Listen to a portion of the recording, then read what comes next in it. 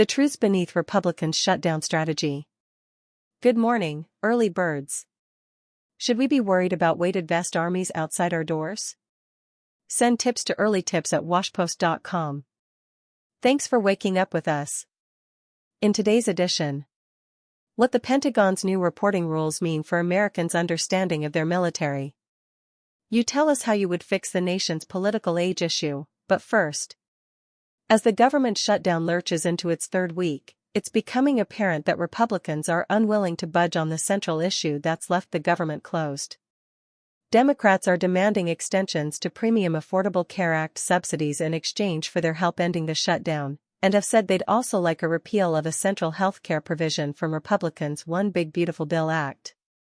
Republicans say they're willing to discuss the former after the government reopens, and that the latter is a non-starter. The Republican position didn't come out of nowhere. It stems from several kernels of truth that Republicans have woven into a larger argument aimed at tripping up Democrats and forcing them to capitulate. We highlighted this dynamic last week in a piece on the somewhat dubious claim that Democrats are demanding the federal government pay for health care for people in the country illegally as a condition for ending the shutdown. The claim is far more complicated than Republicans are arguing.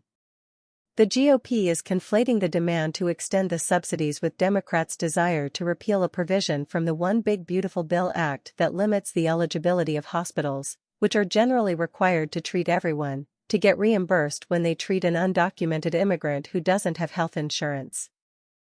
But this trend goes beyond just that point.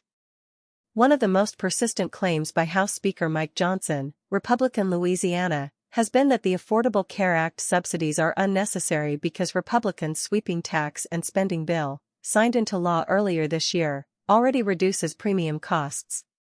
We have already proven that we are making health care more efficient and effective and more available so that we can bring down cost and premiums and improve quality of care, Johnson said during a news conference earlier this month, invoking an analysis by the Congressional Budget Office that he said found that provisions in the Big Beautiful Bill are doing exactly that. But the report he cited from the Congressional Budget Office, sent to 3 Republican committee chairmen in the House, found that the bill will reduce premium prices by just 0.6% by 2034. That would probably do little to help those losing their subsidies. An analysis from the Healthcare Policy Group KFF found that premium prices will more than double on average next year without the enhanced subsidies.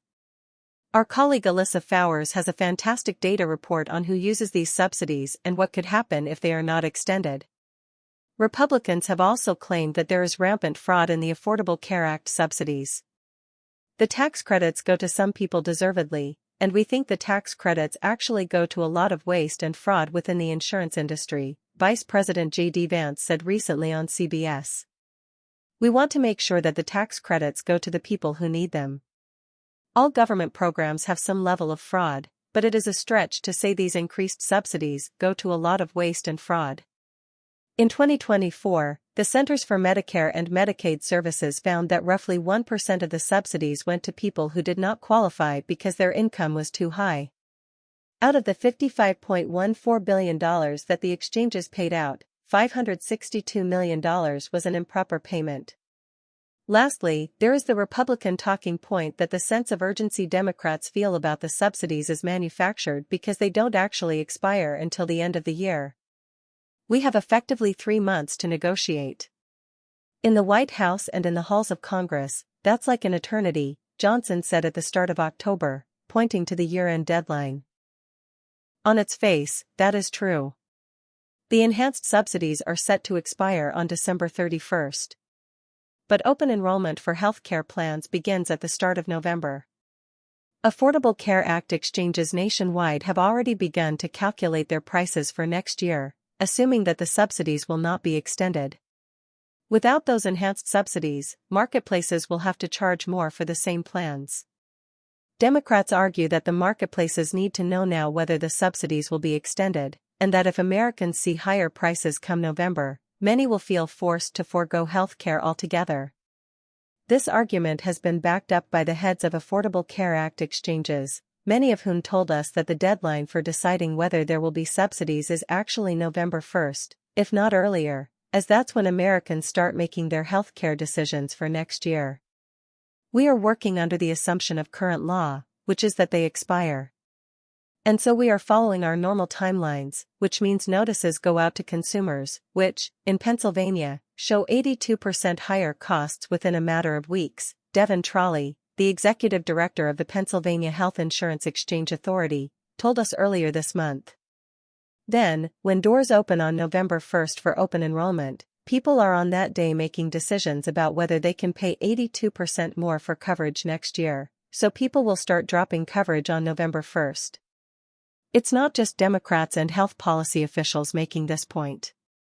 When Representative Marjorie Taylor Greene, Republican Georgia, the conservative firebrand and ally to President Donald Trump, wrote that she was going to go against everyone on extending these premiums, she cited that her own adult children's insurance premiums for 2026 are going to double, along with all the wonderful families and hardworking people in my district. This is why, now, some Republicans are beginning to voice concerns that their party's shutdown messaging, healthcare doesn't need to be fixed, at least right now, for various reasons, is not as cogent as Democrats' message that costs will increase without a fix.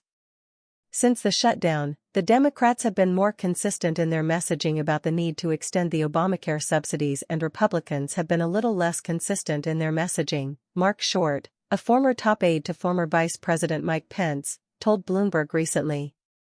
The messaging war, in some ways, Democrats are winning. They are being more consistent in their messaging than Republicans have been to date. Get ready with the Post. Democratic senator shouldn't run at age 80, new primary challenger says, from Dan Merica. Supreme Court rejects Alex Jones's bid to set aside $1.4 billion verdict, from Justin Juvenile and Mark Berman.